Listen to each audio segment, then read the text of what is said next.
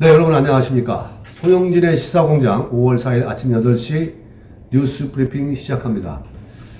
제가 처음 인사를 안녕하십니까 이렇게 했는데 그렇게 밤에 안녕할 정도로 잘 주무시진 않았을 거예요. 대한민국이 워낙 혼란스럽고 시끄러운 그러한 형국이기 때문에 여러분들도 그랬을 거라 생각을 합니다. 네, 첫 번째 소식 전해드리겠습니다. 마찬가지로 지금 지난 25일간 대한민국 사회는 이 검수완박법으로 그야말로 뜨거웠습니다. 그런데 이 검수완박법, 일명 이 문재명 방탄법이라고 합니다. 문재명과 이재명을 방패로 보호하는 법. 이게 검수완박법, 문재명 방탄법이라고 합니다. 이 지난 4월 30일 검찰청법에 이어서 어제 5월 3일 날 형사소송법이 국회를 통과를 했습니다. 그런데 그 거대 야당의 입법 독주와 이 꼼수를 국민의힘당이 막아내기에는 불가항력적인 측면도 있긴 있습니다.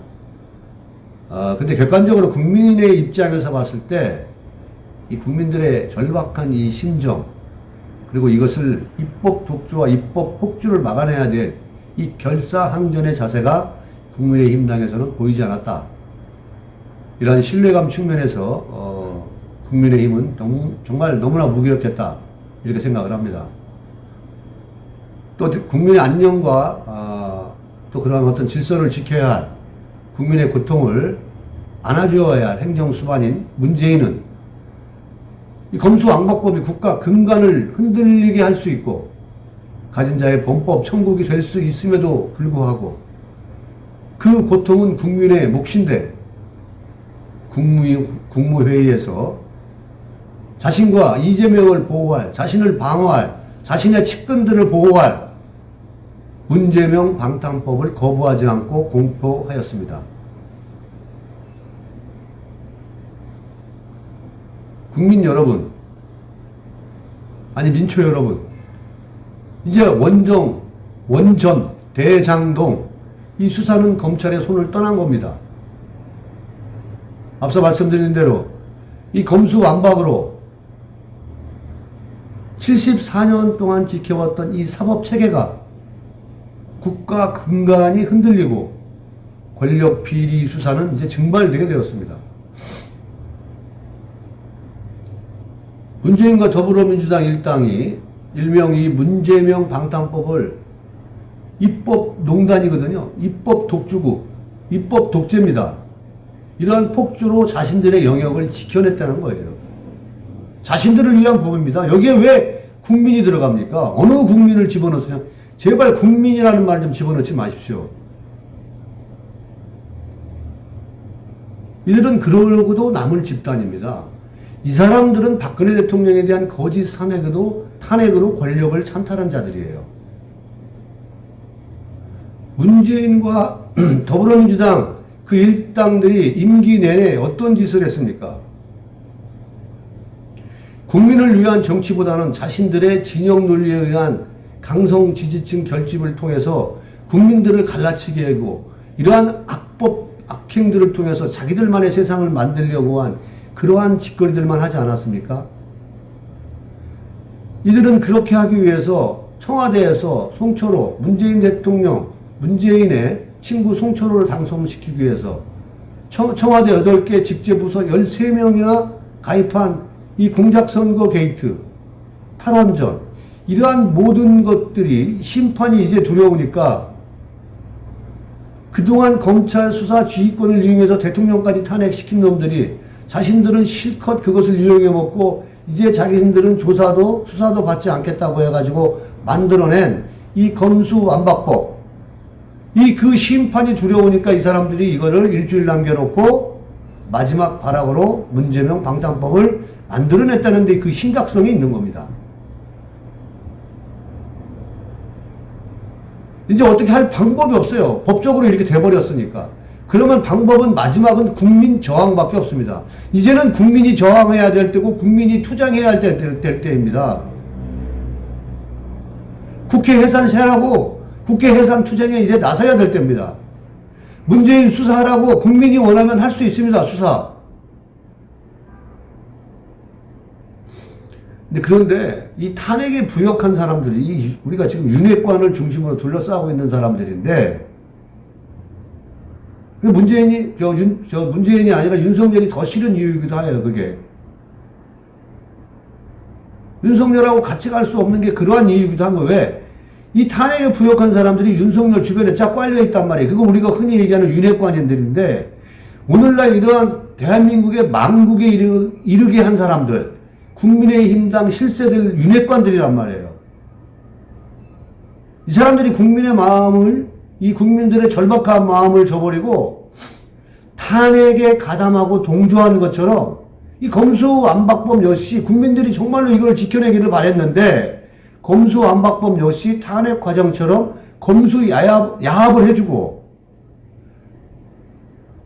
야당으로서 입법 독주를 견제도 못했다라는 거예요. 우리가 보기에는 방관적인 자세로 일관했다는 거죠. 이것은 민의를 저버리고 야합을 저지른 이 책임자들은 하루빨리 국회의원직을 다 사퇴하길 바랍니다. 물론 제가 앞서도 말씀드렸습니다만 25일간 그 민주당이 자행한 꼼수, 악행, 악법, 위장 탈당, 회기 쪼개기를 통해서 이러한 것들을 일사천리로 처리하려고 민주당 의원들을 총동원해가지고 논의마저 못하게 했잖아요. 그게 바로 안건 조정이란 말이에요. 안건 조정위가 다른 거 아니에요. 여야가 상임위원회에서 올라온 법안에 대해서 이견이 있으면 국회 안건조정위에서 논의를 해야 되는 거예요. 근데 이 논의 자체 못하게 하려고 무소속 의원을 민주당 출신으로 넣어서 비율을 4대2로 만들어버려서 그렇게 맞추기 위한 꼼수였습니다. 그러니까 소수 여당의 의견을 존중하는 의미에서 이제 필리버스터라는 게 있어요. 그마저도 회기 쪼개기로 무력화시키지 않았습니까? 어떻게 이럴 수 있습니까? 이게 사람 새끼들입니까? 이런 법을 만들어 놓고 국민 보고 지키라는 이 새끼들이 진짜 나쁜 새끼들 아닙니까? 국민의 이름으로 솔직히 말해서 이 더불어민주당 보고 저는 개새끼들이라고 하고 싶습니다. 이게 자기네 당 의원이에요, 양양자가. 근데 이 사람이 이제 뭐 부동산 뭐 이런 걸로 인해서 도의적 책임을 지고 무소속으로 갔는데 이 양양자 의원이 반대한다는 걸 알자가 민영배 의원을 강제로 탈당을 시켜가지고 살라미 국회, 일명 쪼개기 국회, 필리버스터 다 무제한 토론 못하게 만들었잖아요. 이게 독재자들의 전형이죠. 김정은과 다른 게 뭐가 있냐고, 이 새끼들아. 이 문재인이라는 공산주의 간첩도 마찬가지야. 국민들의 안녕과 질서를 책임져야 되는 어떠한 그러한 것들, 국민들이 불편하지 않게 해야 되는데, 더불어민주당에서 국무회의 시간 연장을 해달라고 그런 거예요. 국무회의 시간 연장을 해달라고 그런 거죠. 왜? 자기들이 10시쯤 통과시켜야 되고, 그 과정이 시간이 있으니까. 10시에 못하고 문재인은 2시에 회의를 열어서 시간까지 이렇게 변경해 가면서 변칙 공포로 지지층에 화답한 거죠. 누가? 문재인, 간첩.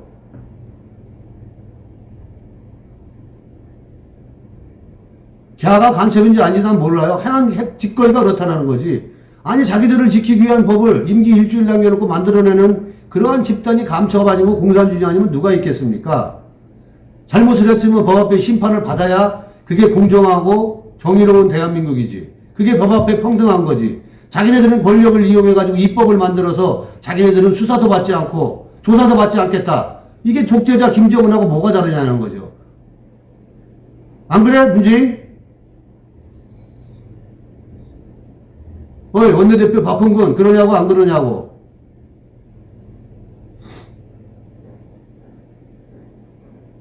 입법 폭주의 이게 주동자가 문재인이에요. 이재명. 둘 다 지키려고 그러는 거예요. 청와대 20명이나 조사받는다고 양영자가 그랬잖아요. 이거 법이 안 만들어내면은. 자기를 대통령으로 어떻게 보면 만들어 놓은 이 대검찰청 직원 3,376명이 문재인에게 거부권 행사를 요청하는 호소문. 호소문이 뭐예요? 울면서 절박한 마음으로 제발 그거 해주지 마. 하면 안 됩니다. 이렇게 호소했는데도 그것도 이런 지하에 거절한 거 아닙니까? 문재인이가.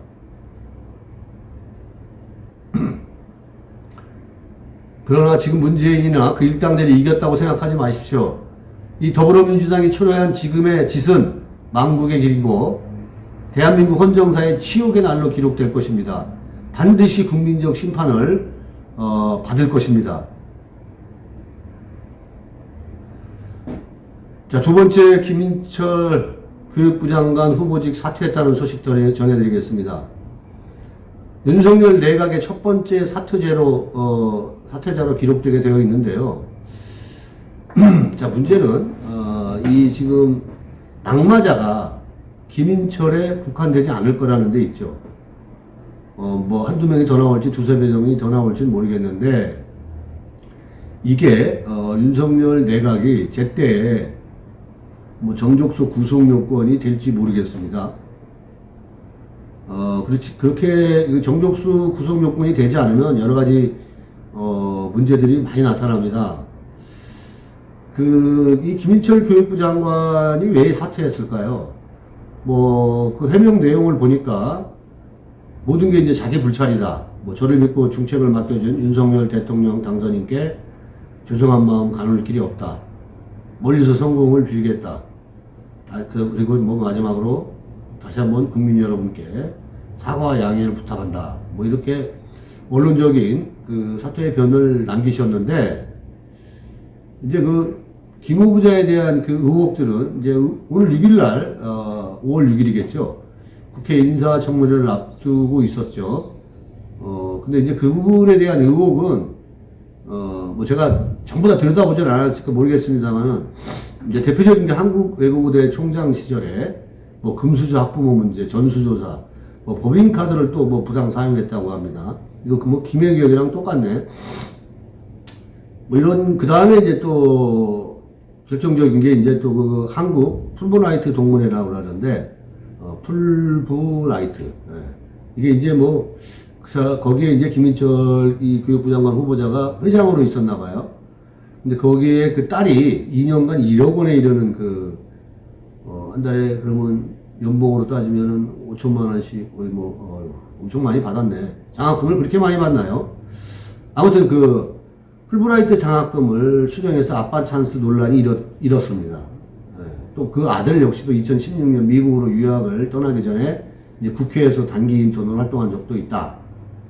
이제 여러 가지 이런 의혹들이 있었는데 꿈쩍도 안 했었잖아요, 김인철 씨는. 이제 정호영 씨한테 모든 복지부 장관한테 포커스가 맞추고 또 이제 의혹이 하나씩 밝혀진 이 김인철 씨는 사실 아무런 해명도 하지 않았거든요.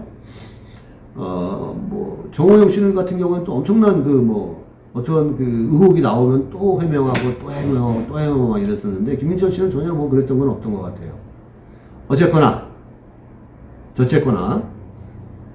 김인철 교육부 장관이 꿈쩍도 안 했는데 어저께 왜 3일날 갑자기 사퇴했을까요? 전 이게 궁금하더라고요. 뭐 제 삶에 있어서 뭐 그렇게 중요한 부분은 아니겠지만은. 근데 이제 이게, 저도 이제 깜짝 놀란 거는 이게 표면적으로는 이 방석집 논문 심사. 방석집 혹시 아세요, 여성분들? 방석집이면 술집 아닌가요? 왜 술집이라고 하지 방석집이라고 했지? 이 방석집 논문 심사 의혹이 결정적인 영향을 미쳤다는 이제 평가가 지배적인 건 사실이에요. 기자들도 그러고. 근데 이제 또 얘기를 들어보면 인수위 차원에서 온 가족이 풀브라이트 장학금 특혜 논란 때부터 사퇴 압력이 있었다고 하더라고요. 자, 결론. 뭐 이 정도면은 사실상 윤석열 당선인의 의중이 반영됐다 안 됐다. 저는 됐다에 한 표 하고 다음 얘기 이어가겠습니다. 그래서 갑자기 저는 이런 생각이 들었어요. 이게 지금 이 위정자들, 우리가 이 위정자들을 권력자들을 얘기하는 건데 이 사람들이 저는 지배를 안 받는다고 생각했거든요. 근데 확실히 이 사람들이 국민을 지배하는 게 맞는 것 같고요. 그들만의 리그와 그들만의 세상이 있다라는 생각이 듭니다. 그래서 갑자기 답답해지고요. 이제 모두가 다 내로남불인 거죠. 진보도 내로남불, 보수도 내로남불. 이 생각을 하니까 민초들이 더 천양한 게 뭔지 아세요? 자, 유정자들은 이름만 딱 걸어놔도 김앤장인가 뭐 이런 데서 연간 수십억 원의 수익이 막 들어옵니다. 공직에서 떠났는데도. 그리고 각종 혜택을 누리고 그 직위를 이용해서 자식들은 모조리 부모 찬스로 스펙이 대물림되는 거예요. 부가 대물림되고 스펙이 대물림되고, 그래서 우리는 공정과 상식을 무너뜨린 조국이를 그렇게 싫다 했는데 윤석열 내각에서 그런 모습을 보니까 갑자기 가슴이 답답해진다, 그런 얘기입니다. 그렇다고 여기에서 세상을 포기할 수는 없겠지만은 답답하다고요. 여러분 생각은 어떠십니까? 근데 또 한편으로는 그러면서도 어쨌거나 일기 내각의 구성에 차질이 생기고 빨간불이 켜진 거는 안타깝습니다. 왜? 저는 대한민국 호에 있는 국민의 한 사람이거든요. 대한민국 호가 잘 순항을 해야 됩니다. 이게 지금 출발도 하기 전에, 이게 배가 떠나기도 전에, 이게 가다가 보면은 풍랑도 있고 태풍도 만나고 비바람도 만나고 막 이럴 텐데, 출발도 하기 전에 이게 삐그덕삐그덕거리고 어떻게든 그것을 주저앉히려고 하는 이 광기의 민주당들을 생각하면 또 열불나고 참 여러 가지 그러한 생각이 교차합니다. 어쨌든 간에 윤석열 일기 내각이 빨리 출발할 수 있도록 더불어민주당은 더 이상 또라이 짓 하지 말고 도와줄 부분은 도와주고 또 잘못한 게 있으면 견제를 하고, 아무튼 윤석열 내각 일기가 빨리 출발하기를 바랍니다. 자, 세 번째 마지막입니다. 간단하게 앞서 내용들이 길었기 때문에 이 소식 전하고 변이 바이러스 소식입니다. 세 번째 소식 전하고 마무리하겠습니다. 자, 여러분, 그 미국에서 유행 중인 오미크론이 이 세부 계통 변이가 국내에서도 또 처음 확인됐대요. 변이 된 거죠. 방역 당국의 발표에 따르면 빠른 검출 속도가 국내 유행에 영향을 미칠 수 있다고 전망을 했는데, 이 바이러스 2보다 이 전파 속도가 23에서 27% 빨리 전파된다고 합니다. 자유파 국민 여러분, 이 바이러스에 여러분들 확진되지 않도록 건강관리 잘 하시고, 마스크 쓸 때는 또 꼭 쓰십시오. 너무 마스크 또 풀어젖혔다가 또 확진자들한테 해서 하다 보면 이게 또 뭐 엄청난 속도로 또 번질 수 있는 그러한 부분들이 있기 때문에 끝났다 생각하지 마시고 항상 개인의 건강은 꼭 잘 챙기시기 바랍니다. 자유우파 국민들께 전해드린 겁니다.